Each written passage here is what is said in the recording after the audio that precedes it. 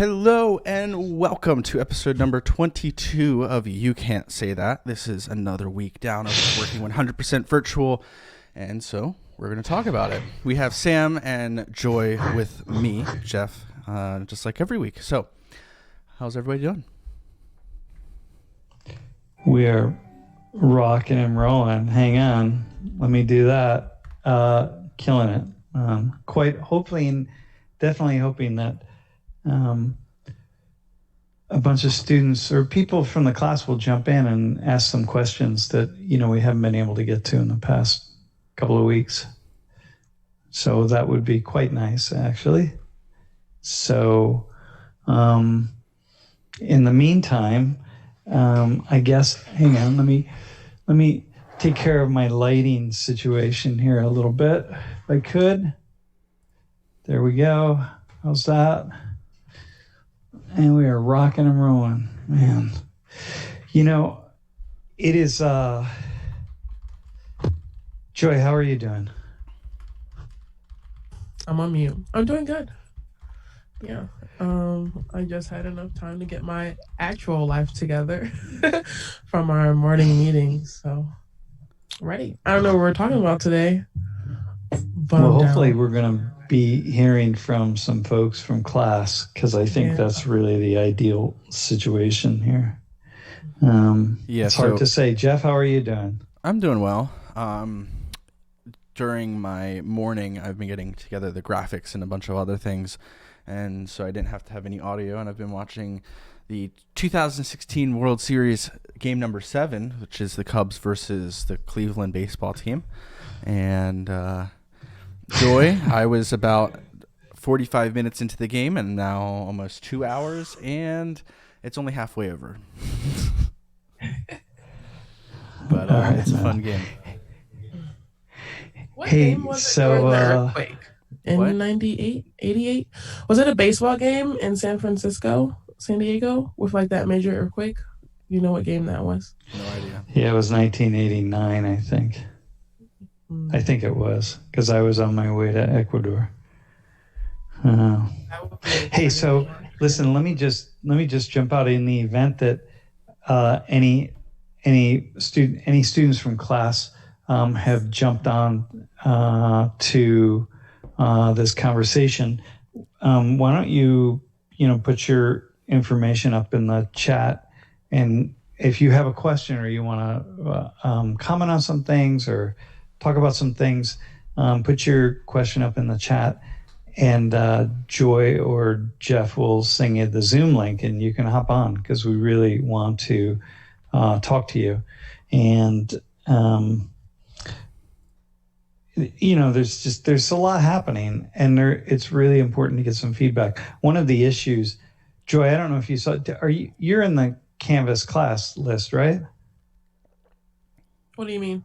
Oh, like for email that the school is getting? Yeah. Yeah, I still receive them. I really don't look at my Outlook that much, but I did go through it earlier in the week and was going to catch up on the notices that went out over spring break, but I haven't seen anything recent. All right. Well, I've been trying to communicate with folks in class just about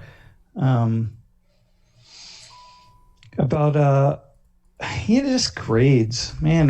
Just these stressful times, right? It's just incredibly stressful for everybody involved, and students who don't know and just really don't have any idea. They don't know what to expect, and so I sent this email out yesterday, and I just resent it now, just to try to really assuage people's fears and concerns. And it's hard, man. It's hard to,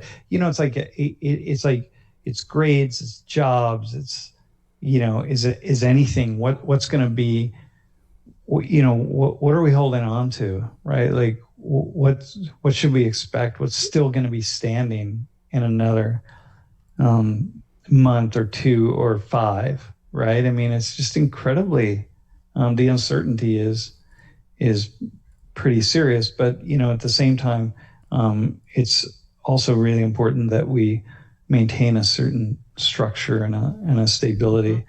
And I think that a lot of times, people don't necessarily understand how valuable that is, and you can't really explain it. You just got to force them into a structure. As I force myself into a structure, just to because it's the way to survive. And when we, talk to people who have been through, just really through periods of deep uncertainty, and I see Mr. Rashidi's on the stream. He could talk about this, but in times of deep uncertainty is the time when you need the most structure. And so I'm just really pushing students just continue with their coursework as much as they possibly can. And I think it's really wise of Penn State to tell us all to just follow the same class structure that you've been following, the schedule, the meeting times, the assignments, everything. Follow it as close as you possibly can. So that's what we're doing. But at the same time, it's just, there's just a lot of questions, a lot of uncertainty. And it's interesting because I'm hearing from students of like their most important thing right now is school because they have nothing else to do. They can't hang out with their friends. Like they're stuck at home all day. And so it's interesting to see how grades are going to change and how many people are going to use the pass fail rather than keeping their grade. And I know a lot of students are trying not to, but I'm interested in seeing how that's going to change. Just how online school is. Like World Campus, I'm taking a World Campus class right now and it hasn't changed at all. It's the same. But that's because we're always online, and I'm excited for after we get back together and we see how the different classes were, and I can talk to people and be like, how was your class? Like, how is it different than being in person? But yeah, right. Although it's still very different, right? Because, you had an online, you had like 4 residents and 1 online class while you were up here at Penn State, but maybe now you're back home and you don't have the same flow in place. Maybe you have more interruptions. Maybe there are all sorts of other demands on your time that you didn't have up here at Penn State. And so even those classes aren't exactly the same. Even they're, I'm sure for many people, much more stressful. So plus, it's one thing to do 1 or 2 classes online, and it's another thing to do 5 or 6. That's very true. So I'm just excited for where we're going to see this go and what the university is going to learn. Because for those of you who are taking online classes that suck, trust me, your professors are learning a ton right now. The departments are learning a ton right now. It's just going to take some time to adjust because, as Sam said, this is an uncertain time.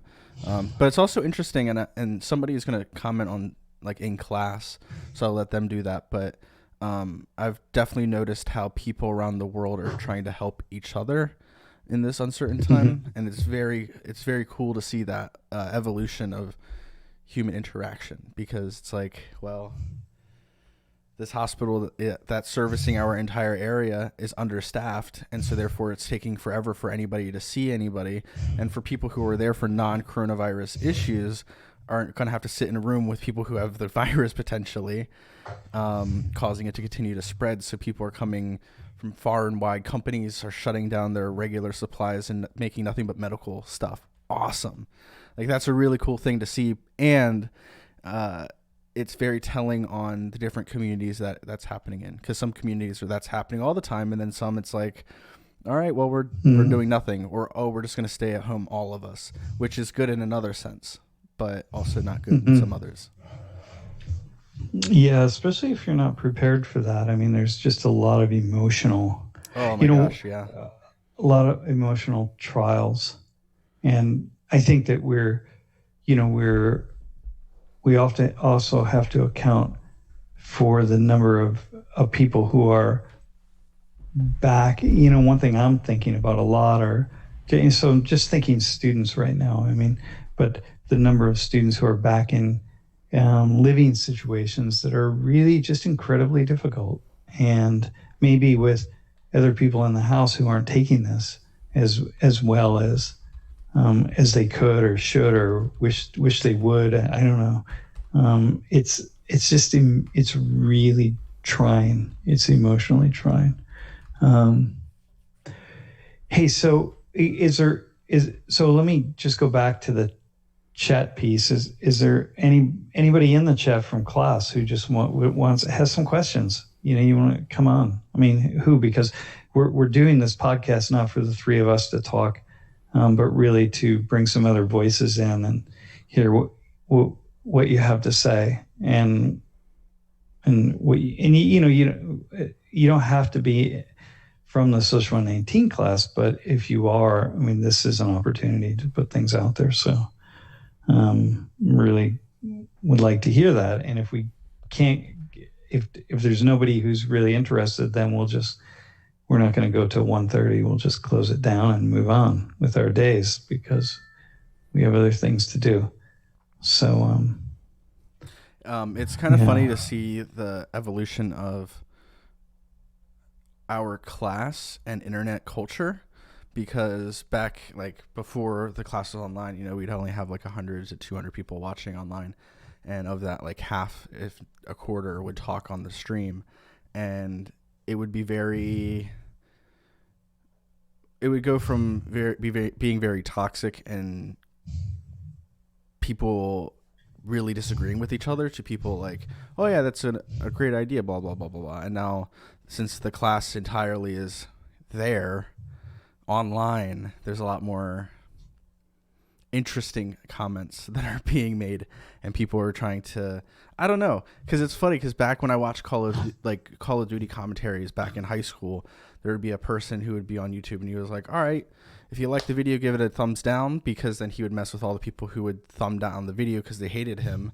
And it's just wow, people are just asking to dislike our video, which is something we've never experienced before. And how are we gonna react to that? Because I don't want to poke the fire, but also it's kind of crappy that we're putting so much work into the stream. People are disliking it, but that's the internet culture, right? No, and even they're people in class, you know what I mean, who are come on, man, what are you doing? Just relax a little bit. Yeah, so Chris Choi. Yeah, I don't know, man. It's very it's a learning experience for sure for all of us. Yeah. And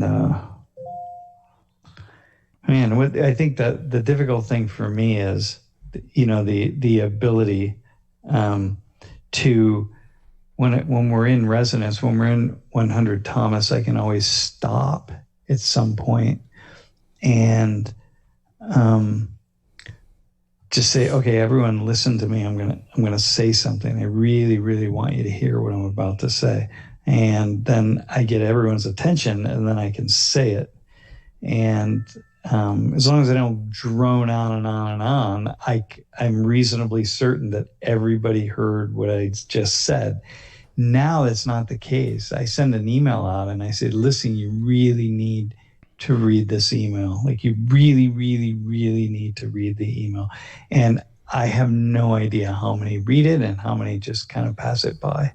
And so that's actually really troubling to me, right? Because I have certain information that I want to get out into the class. Just like this piece that I just did about grades, basically telling people, look, we're going to follow the grading structure from last semester. So the same number of people are going to get A's or A minuses or B pluses, whatever, as last semester. It's not going to go down, even though it seems like it's a lot harder and you're not doing well and so on and so forth. It's don't worry about it. We're going to curve, we're going to balance it out so that everything is the same.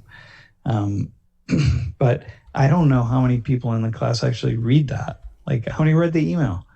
So I sent it out again today, and I still don't. I don't know. I will never know. And so that's actually really kind of disturbing. It weighs on me, as an instructor, to think that I can't get information to people. And so therefore, I don't even know what I can say, what I can talk about, what I can assume, how I can move forward, how I can make policies or whatever it is, right? So it's just kind of stuck, and I think in a way we're all in that position here. It's not just in the classroom, but it's in work environments and social environments. It's nobody really knows what other people know, and interacting. So, hey, so is there anyone who is saying they want to jump on? Does anyone want to jump on? Because the three of us don't need to just be here. You know what I mean? So I want to insist on that. In the meantime, I'm actually going to take a 10-second break because I'm going to go get some water because I forgot to bring water in here and I'm really in dire need. Well, while you're gone, we're going to talk about aliens. Oh, Cool. dude. All right, you talk about aliens, man. So have you seen any Close Encounters with the Third Kind? No, but I do know what it is. Do you think that the quarantine is because we were about to experience something alien? They told everyone to go inside, but secretly made a landing spot for a spaceship. I'm not trolling either, was a comment by Dogs. No, I don't think there's anything to do with aliens.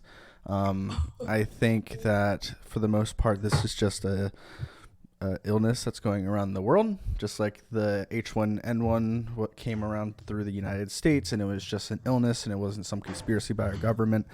The only way that I could see this being some type of conspiracy is if the Chinese planted it, but again, that's super far-fetched, and it's getting a lot of super duper. Well, it's getting a lot of responses from the general public because it's xenophobic. It's not something that is just like, it's just a conspiracy, and we can't prove anything through the conspiracy.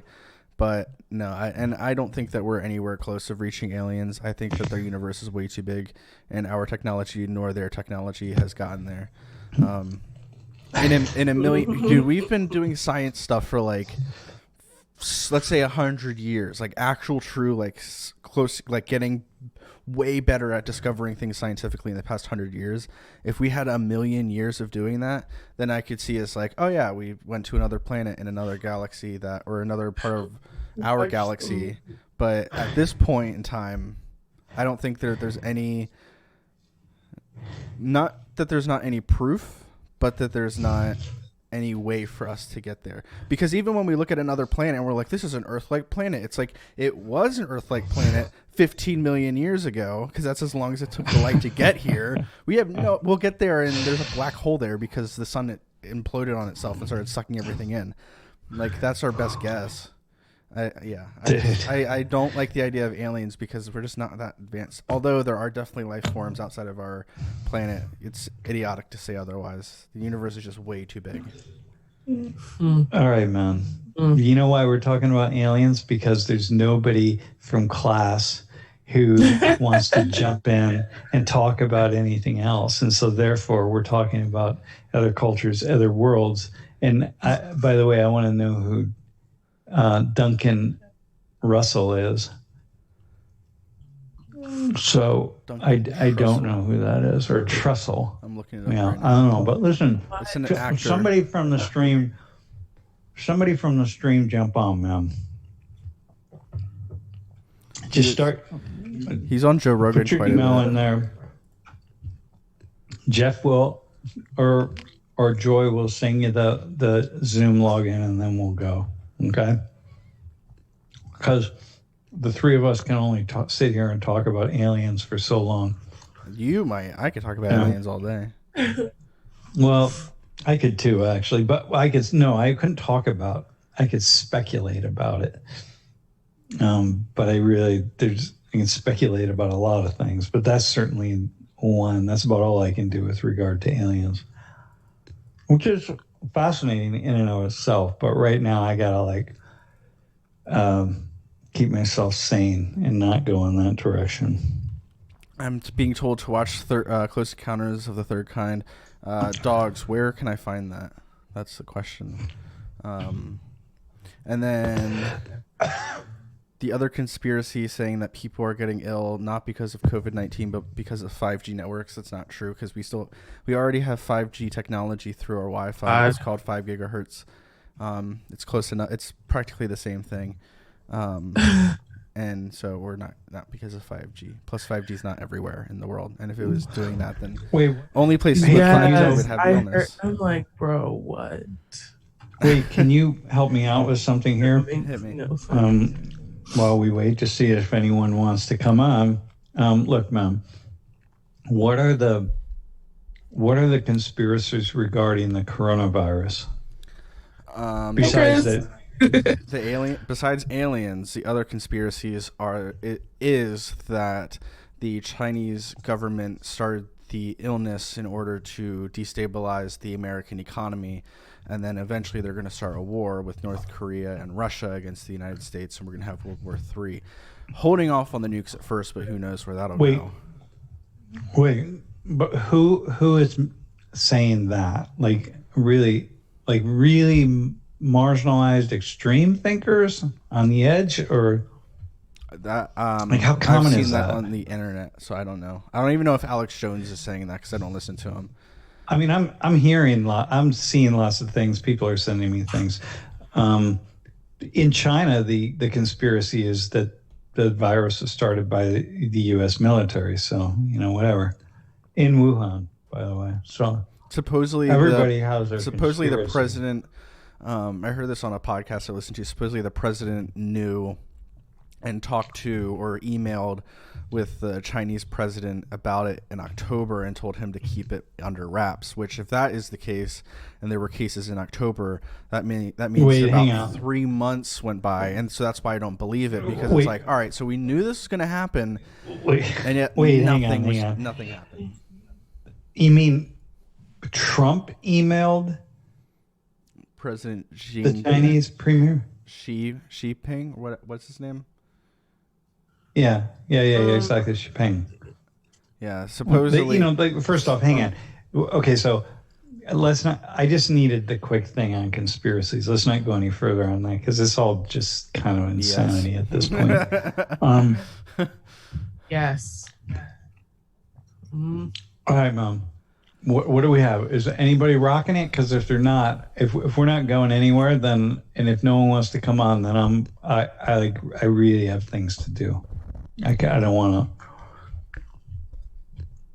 Maybe Mr. Rashidi wants to come on. No one said anything, but we did have that one person who was just talking about who was supposed to come on. He had a class until 12:05, but I mean that's over by now. I don't know.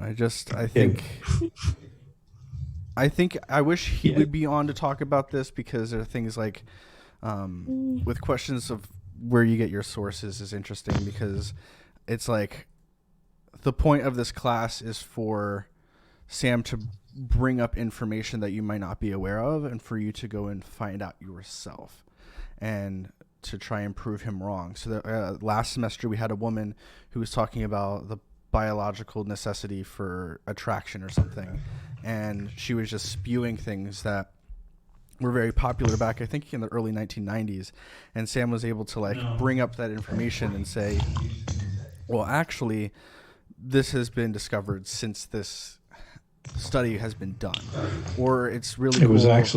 It would be cool for us to get newer sources, or to do it would be awesome if we'd be like, yeah, we conducted a study of 2,000 people, but you know how much work that takes? That's people's full-time jobs. Because it would be really cool to do the experiment where we talk to women about leaving an interview. It'd be really cool to redo that study, and the study, only 25 women are actually a part of the full study, but there's a lot of work to do with that. You have to set up interviews, set up questions, make the person follow the same thing, but it's a lot of work to do.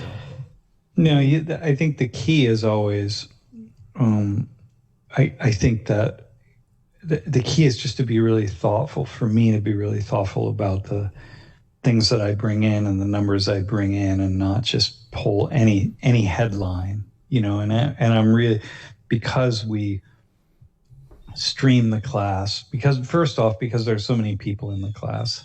Secondly, because we record every class and we put it up. The last thing I want to do is have to A, take a video down because I was an idiot, or B, have to, kind of come back in and eat humble pie because I was an idiot. Or C, just be an idiot. It's easy enough for me to be an idiot, so I don't want to add to that. So I've learned over the years as a result of being an idiot, to like how not to be. So the easiest way not to be is to be really careful about the data that I bring into the classroom. So, it's funny that what I generally find is that mostly people will question data or my sources or whatever if it's something they don't agree with, and if it's something they agree with, they don't ever question it. It's like Trump and Bernie Sanders and Biden and so on and so forth, right? You don't question. People who love Fox News don't sit in front of Fox News and say like, all right, where'd you get that from? And people that love MSNBC or some other liberal channel don't watch it and keep asking themselves, how do you know that, or where'd you get that from, or so it's just we're pretty selective in our ways of seeing things. God, I had something. Just part of it. So I had something, but now I forget what it was. The movie Get Out is a very good movie, and it's not about black people not being able to talk. I don't know what you're talking about. You must have seen Get Out, like the scary movie version Get Out, where they make fun of it. But yeah, God, I had something I wanted to bring up. Now I forget. Okay, man. I'm gonna give it about 10 more minutes, and then we're gonna close this thing down. So if nobody wants to jump in, and that's fine, nobody has to jump in. I'm good, but I really got some stuff that I could be doing. I'm like, man, it's too bad, because I feel like we could get into some really interesting conversations with a lot of students in class. But like you gotta, I don't know. I guess, people are busy. People are doing whatever they're doing, and they got a lot going on. And so, okay, that's fine. But it's in a way, it's just kind of unfortunate that, maybe, well, whatever. I'd like to really respond to a bunch of things in a very direct way. One of the things that I have a question for you. How has your life changed because of the virus?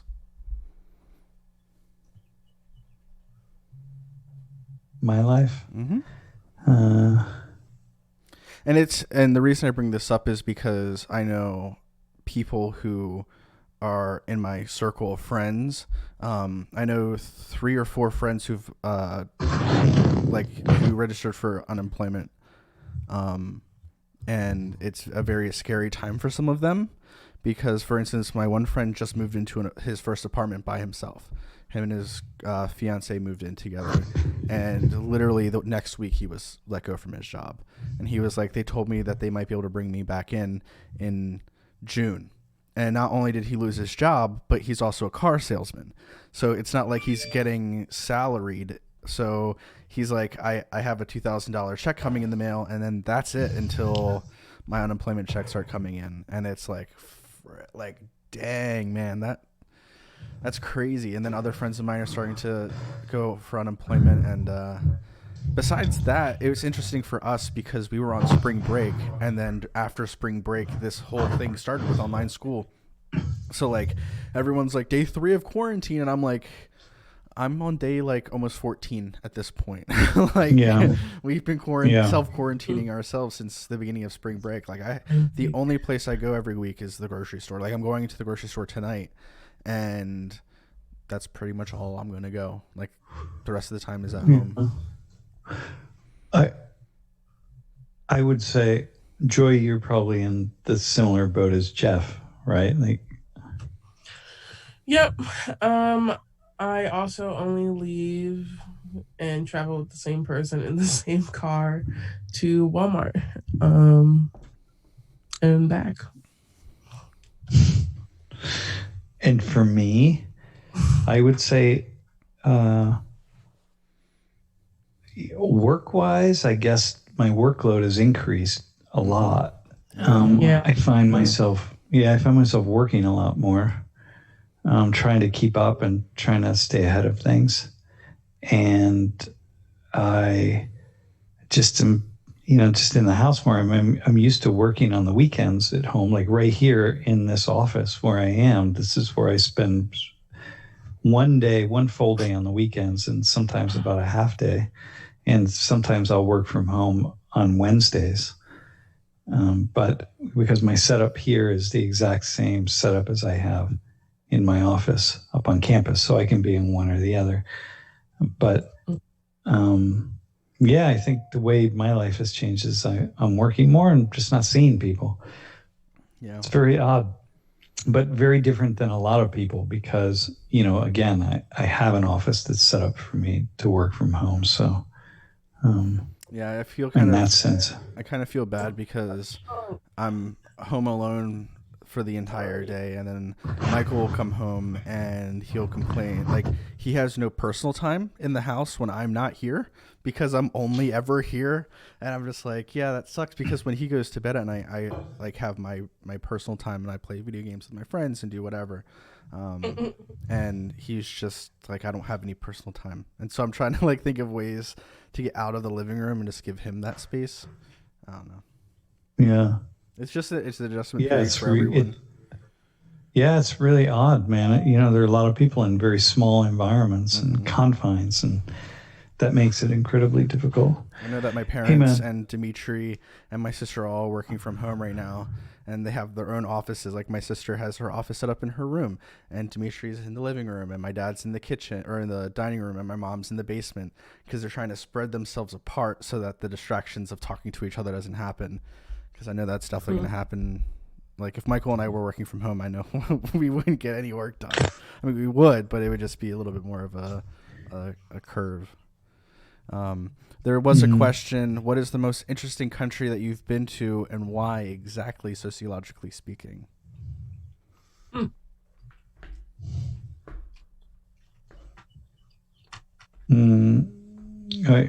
I often say Japan, because I just found Japanese culture to be one that was the most difficult for me to penetrate. And maybe Ethiopia was also pretty difficult to penetrate, meaning to really understand, get a deep feel for what's going on.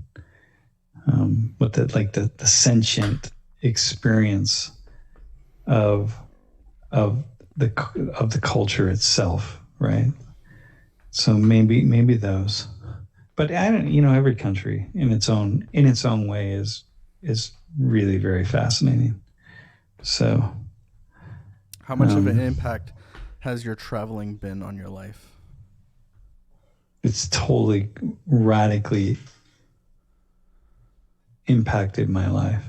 All my ideas, my views, my thoughts have been fundamentally shaped by my exchanges with people in different parts of the world, including people of very different classes, really rich people, poor people, people like me, people with whom I don't communicate in English, but yet somehow we share something together, maybe a meal, maybe something else. I don't know. It's just radically shaped by it. And, like a lot of, it goes back in some ways to like the idea of where I get my data from. It's like, dude, where I get my ideas from, it's like I can't ever trace an idea back, but I take experiences I have here and I combine them with experiences here, and then I do that over and over again, year after year, in lots of different parts of the world, and then suddenly it just starts to illuminate life itself.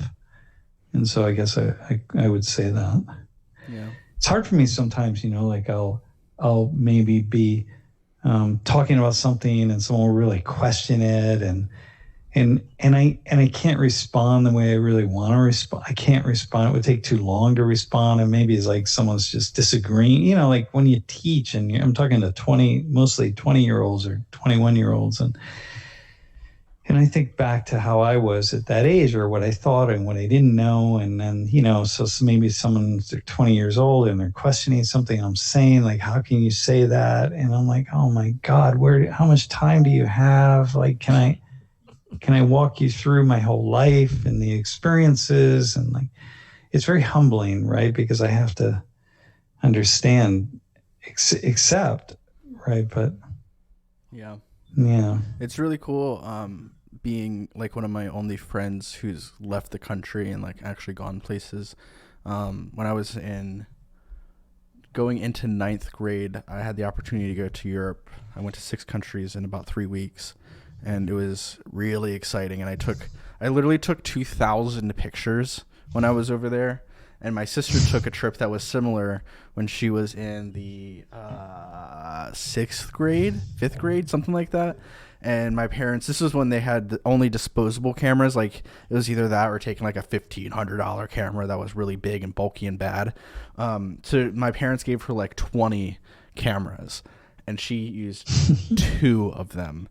My parents were so mad. We had disposable cameras for everything for like 3 or 4 years because they bought so many.